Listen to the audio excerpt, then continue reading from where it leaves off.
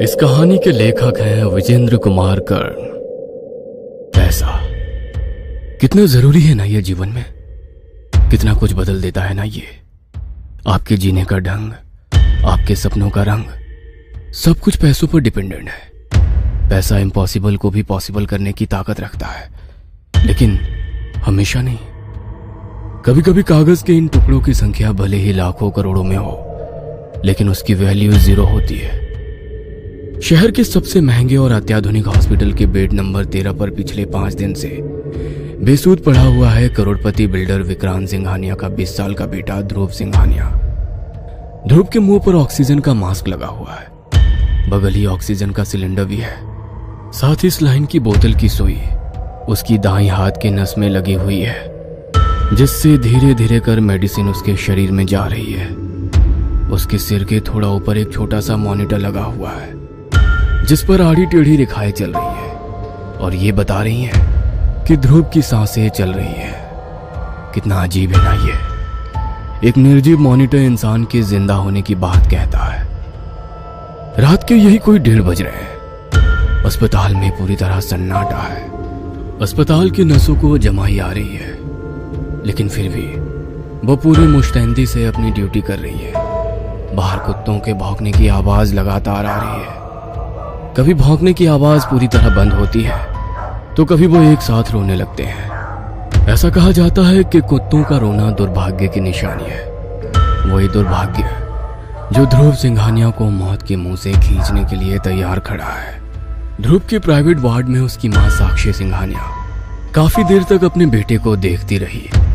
फिर उसे भी नींद आ गई और वो गहरी नींद में सो गई।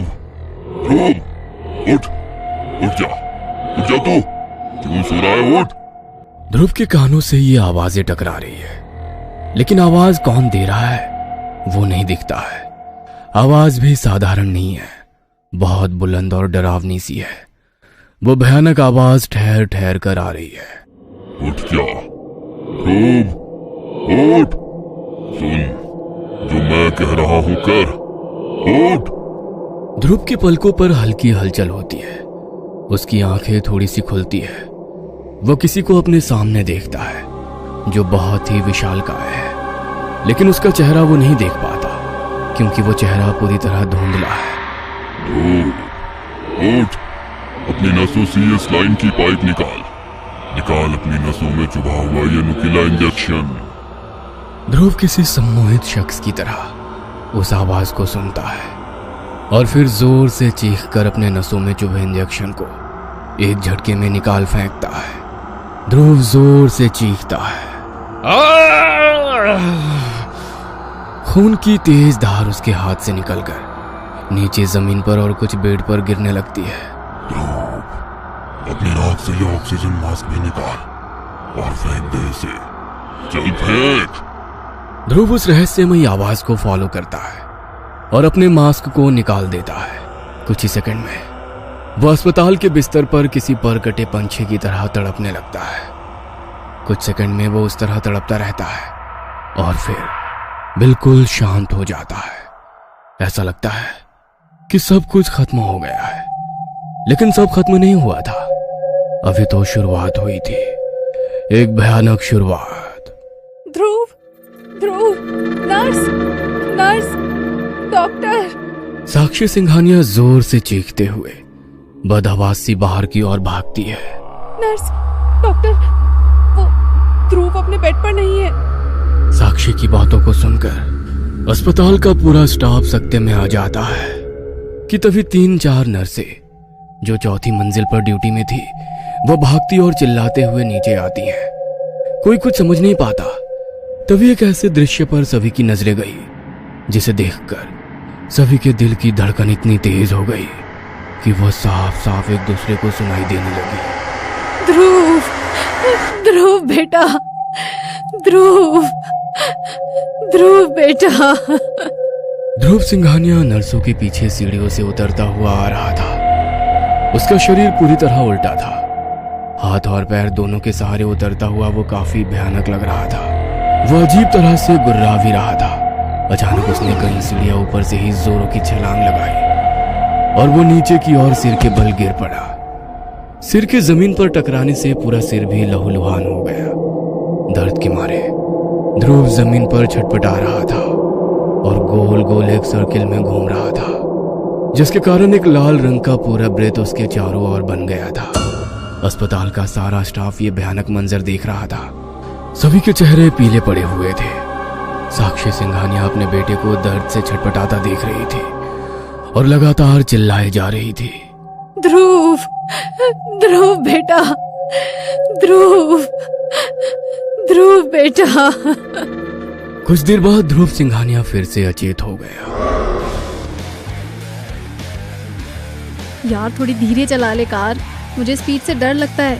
तू भी ना नंदिनी, अरे जिंदगी स्पीड का नाम है। स्पीड से सब कुछ हासिल किया जा सकता है, नहीं तो पीछे रह जाओगी। तेरी बात तो एकदम सही है ब्रो, स्पीड के बिना भी क्या जिंदगी। आई ऑल्सो अग्री यार, पर इस नंदिनी को कौन समझाए। पता नहीं ये इतनी थकेली बातें क्यों करती रहती है। ओए, इसमें थकेली वाली कोई बात नहीं है। मुझे स्पीड पसंद नहीं। कुछ ऊंच नीच हो गई तो क्या इस डर से जिंदगी का मजा लेना छोड़ दे। एक ही जिंदगी मिली है रे नंदिनी, उसे भी डर के गुजार दे। No, this is not Dhruv Singhania style, got it. अपने बर्थडे पर मिली लेटेस्ट और सबसे महंगी कार में ध्रुव अपने बेस्ट फ्रेंड अभय, दिव्यांका और नंदिनी के साथ पार्टी करने जा रहा था। शहर के हाईवे से फुल स्पीड से गुजरती हुई उसकी कार सब कुछ पीछे छोड़ती हुई आगे बढ़ती जा रही थी। यार ध्रुव, तेरा बर्थडे हर बार स्पेशल होता है। आई मीन हमेशा यूनिक, लेकिन इस बार तेरा समझ नहीं आ रहा है। कहाँ जा रहे हैं हम लोग? हाँ यार, ये बात तो मेरे भी दिमाग में चल रही है। तुमने खाना पीना भी सारा पैक कर लिया है? कहीं पिकनिक का सीन है क्या? हाँ, पिकनिक ही समझ ले। ये कहते हुए ध्रुव ने कार के ब्रेक पर पैर लगाते हुए गाड़ी को एक कच्चे रास्ते पर मोड़ लिया। वो रास्ता घने जंगलों से घिरा हुआ था। वाह ध्रुव, क्या मस्त जगह है यार। तेरा दोस्त ही मस्त है। हाँ, रवीना टंडन की तरह। नंदिनी ने मुस्कुराते हुए ध्रुव की ओर देखा। उसके बाद उसने ध्रुव को इशारा किया कि वो कार की सनरूफ खोल दे। ध्रुव के बटन दबाते ही सनरूफ खुल गया और फिर नंदिनी खड़ी होकर खुली हवा के साथ बाहर का नजारा देखने लगी। उसके बाल तेज हवा के झोंके से उड़े जा रहे थे। लव्ड इट यार, रियली लव्ड इट। तेरा ये बर्थडे लगता है बहुत ही यादगार होने वाला है। कोशिश तो पूरी है नंदिनी।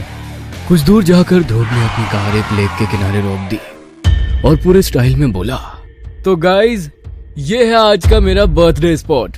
इतना शानदार नजारा, नेचर के पास और सामने ये लेक, ये तो सच में हेवन है यार। सारे दोस्त कार से बाहर निकलते हैं। सभी नेचर को फुल एंजॉय कर रहे थे। दोस्तों, तुम लोगों के चेहरे बता रहे हैं कि ये जगह सभी को बहुत पसंद आई है। ऑब्वियसली यार।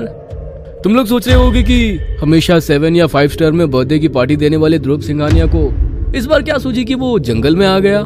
हाँ, सोच तो रही हूँ, लेकिन ये जगह इतनी अच्छी है कि क्या ही कहूँ। दोस्तों, पापा ने ये जगह खरीद ली है। हम यहाँ एक रिजॉर्ट बना रहे हैं, एक शानदार रिजॉर्ट जो शहर की भीड़ भाड़ से दूर तो होगा ही, यहाँ का एक्सपीरियंस ऐसा होगा कि यहाँ आने वाला बार बार यहाँ ही आना चाहेगा। तेरा बिजनेस माइंड हमेशा चलता रहता है। वैसे ही सही है यार, शहरों में तो आजकल वही शोर शराबा और पोल्यूशन है। यहाँ कम से कम शांति और सुकून तो होगा। शांति? ओए, यहाँ शांति भी होगी और शोर भी होगा। भाई, शोर तो इधर मेरे पेट में भी हो रहा है, चूहों के भागने का। सच में यार, जोरों की भूख लगी है। ध्रुव के दोस्तों ने कार की डिक्की में रखी बियर की पेटी और पैक्ड फूड निकाला और फिर बैठने के लिए जगह तलाशने लगे। तभी उनकी नजर एक पेड़ पर गई। वो पेड़ आम पेड़ की तरह नहीं था, वह बिल्कुल ही अलग था। वे सभी उस पेड़ की ओर बढ़े। यार, ये पेड़ कुछ अलग नहीं है। ऊपर से तो ये पूरी तरह हरा भरा है और नीचे सूखा। ऐसा कैसे हो सकता है? किसी और पेड़ के नीचे बैठे? तू भी ना नंदिनी, कितना दिमाग लगाती है इन सब चीजों में।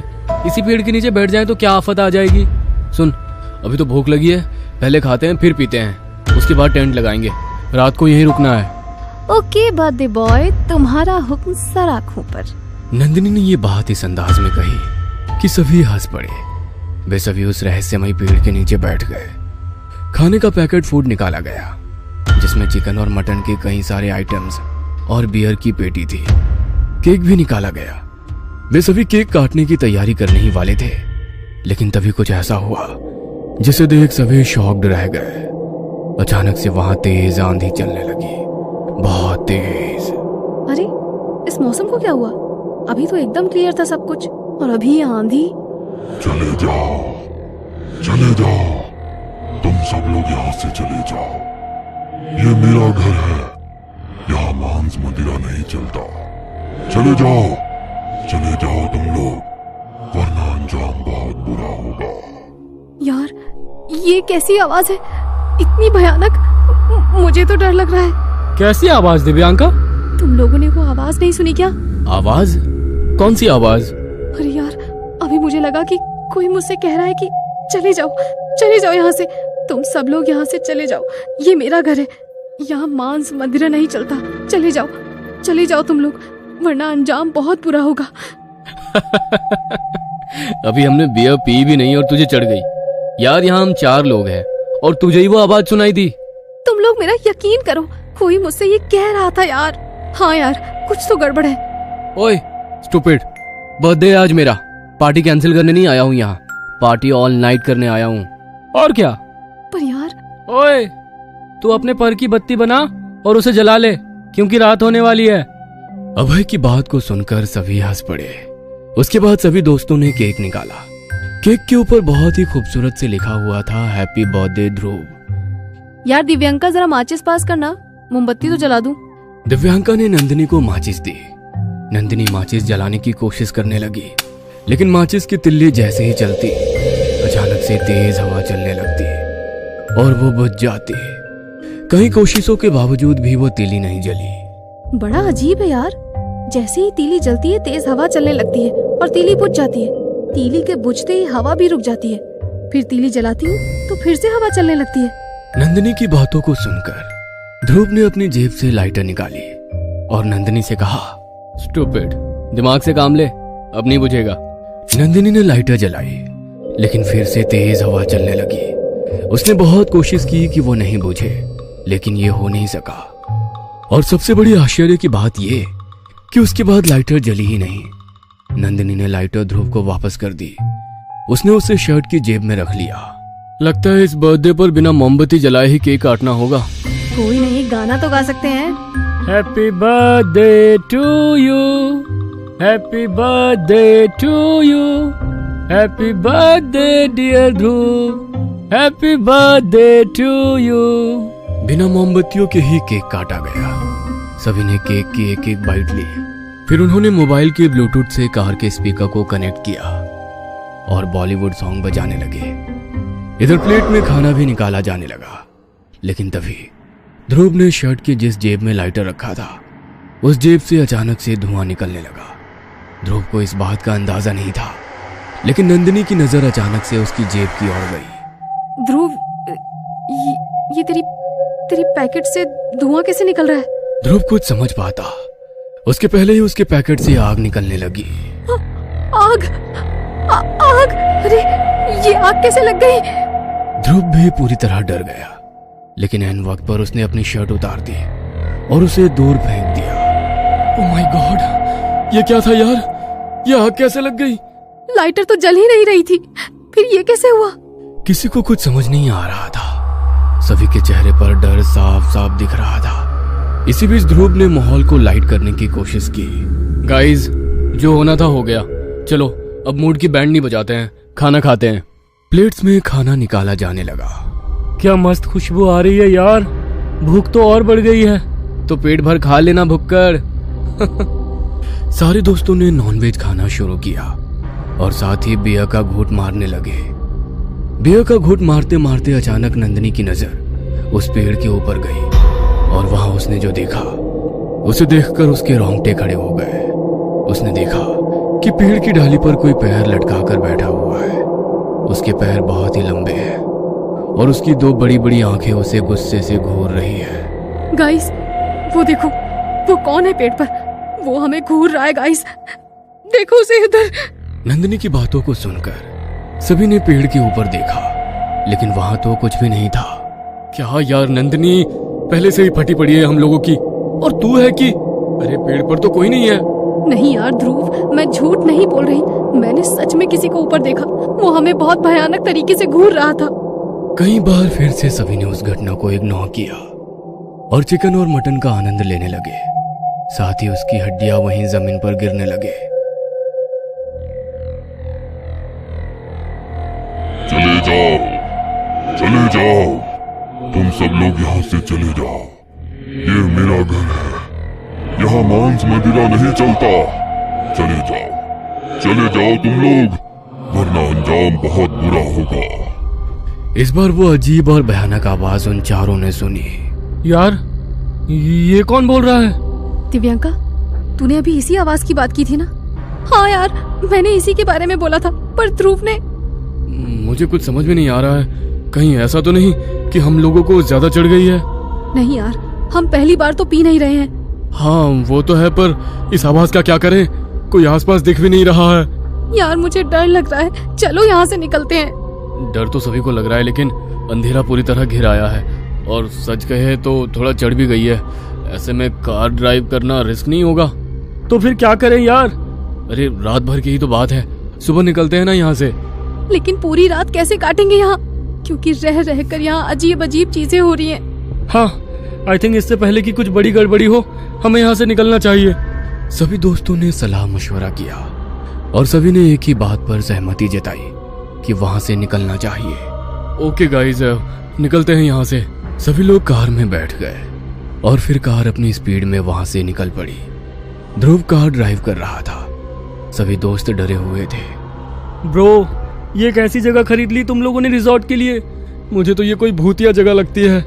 अबे यार, सस्ती मिल रही थी तो ले ली पापा ने, वो भी मेरी जिद पर। अब ये भूतिया है या नहीं, ये कौन पता करता है।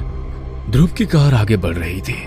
सारे दोस्त धीरे धीरे नींद की गोद में समाये जा रहे थे, लेकिन तभी ध्रुव की नजर कार की मिरर पर गई। उसने देखा कि उसकी गाड़ी के पीछे एक 15 से 20 फीट का विशालकाय इंसान दौड़ा चला आ रहा है। उसके चेहरे पर अलग ही तेज है, लेकिन उसके सिर पर 2 सींग निकले हुए हैं। चेहरा किसी राक्षस का है। उसके बदन पर जने हुए हैं, लेकिन पूरा बदन खून से लथपथ है। उसकी सुर्ख लाल आंखें ऐसी थी जैसे कि चूल्हे में गर्म कोयला। वह इंसान और राक्षस का मिश्रित रूप था। ध्रुव उसे देखकर पूरी तरह डर गया। उसने एक्सीलेटर पर अपना पैर और जोर से दबाया, लेकिन तभी वो पीछे भाग रहा विशालकाय राक्षस उसकी गाड़ी के आगे अचानक से लेकर आ गया और उसकी कार की जोरदार टक्कर उस राक्षस से हो गई। नंदिनी जोर से चिल्लाई। ध्रुव की कार उस राक्षस से टकरा गई, एक बड़े से पत्थर से जा भिड़ी और कार रुक गई। ध्रुव, क्या हो रहा है? तू पागल हो गया क्या? गाड़ी कैसे ठोक दी तूने? यार नंदिनी, यार राक्षस, मैंने एक राक्षस को देखा, विशालकाय राक्षस, गाड़ी के पीछे भागते हुए, और फिर अचानक से वो गाड़ी के आगे आ गया और मेरी कार की टक्कर उससे हो गई। क्या बात कर रहा है ध्रुव?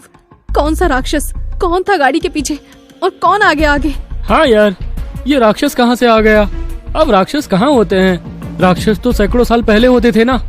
यार मेरा यकीन करो, बहुत ही भयानक था वो। 15 से 20 फीट का वो पंडित भी लग रहा था और राक्षस भी। उसके सिंग थे यार, बड़े और नुकीले। ध्रुव, तू पागल हो गया। हमारी ही गलती है, हमें तेरी बात नहीं सुननी चाहिए थी। हम सबको चढ़ी हुई है, हमें रुकना चाहिए था वहीं। लेकिन क्या करते दोस्तों, देखा था ना वहाँ क्या क्या हो रहा था हमारे साथ। नंदिनी अपनी बात कही रही थी, तभी ध्रुव के फोन की घंटी बजी। उसने जेब से फोन निकाला तो उस पर दिव्यांका कॉलिंग लिखा आ रहा था। ध्रुव ने गाड़ी के पीछे की ओर देखा। कुछ देर पहले तो दिव्यांका गाड़ी में ही थी, फिर वो कहाँ गायब हो गई और उसका कॉल कहाँ से आ रहा है? ध्रुव, ये दिव्यांका का कॉल कैसे आ रहा है? वो कार से कब उतर गई? अभय के साथ ही तो बैठी थी वो। ध्रुव ने फोन उठाया। ध्रुव, यार ध्रुव, जल्दी आ, जल्दी आ यहाँ, मैं यहाँ फंस गई हूँ, पूरी तरह से फंस गई हूँ। मुझे बचा ले यार, बचा ले। उसी पेड़ के पास आ जा यार, प्लीज आ जा। उसके बाद दिव्यांका के चीखने की आवाज आई। ध्रुव समेत किसी को कुछ समझ में नहीं आ रहा था। उन्हें बस इतना पता था कि वो किसी मुसीबत में फंस गए हैं। यार मुझे बहुत डर लग रहा है, कुछ अनिष्ट का डर है, कुछ बेहद बुरा होने वाला है। नहीं, कुछ नहीं होगा, कुछ नहीं होगा। पहले दिव्यांका को बचाना होगा हमें, वो किसी मुसीबत में है। ध्रुव ने गाड़ी मोड़ी और फिर वे सभी उसी पेड़ की दिशा में जाने लगे। सभी के चेहरे पर एक मुर्दा खामोशी थी। थोड़ी देर बाद वे सभी वहां जा पहुंचे। दिव्यांका, दिव्यांका, दिव्यंका, कहाँ हो यार? जवाब दो, हम आ गए हैं। दिव्यंका, दिव्यंका। रुको, मैं उसे कॉल करता हूँ। अभय ने दिव्यांका का नंबर मिलाया। घंटी जा रही है यार। Come on Divyanka, pick up the phone यार, पिक अप द फोन। वे सभी उसी पेड़ के नीचे खड़े थे। अचानक नंदिनी के चेहरे पर पेड़ के ऊपर से कुछ गिरा, कुछ गीला गीला सा। नंदिनी ने अपने चेहरे पर हाथ लगाया और फिर जब उसने अपने हाथ की ओर देखा तो वो चीखते हुए बोली, ध्रुव, अभय, ऊपर देख, ऊपर देख यार। नंदिनी के चेहरे पर जो गिरा था वो खून था, दिव्यांका का खून। दिव्यांका उसी पेड़ के ऊपर लटकी हुई थी। उसके शरीर पर कई जगह दांतों के निशान थे, जिससे अभी भी खून रिस रहा था। दिव्यांका! यार, यार ये क्या हो गया यार? ये सब क्या हो गया? तभी नंदिनी ने देखा कि अभय वहां नहीं है। ये अभय कहाँ चला गया? उसी समय उनके कानों में मोबाइल की घंटी की आवाज आई। वो आवाज दूर झाड़ियों से आ। अभय दिव्यांका का फोन ट्राई कर रहा था, वो जरूर इधर ही गया होगा। दोनों झाड़ी की ओर बढ़े।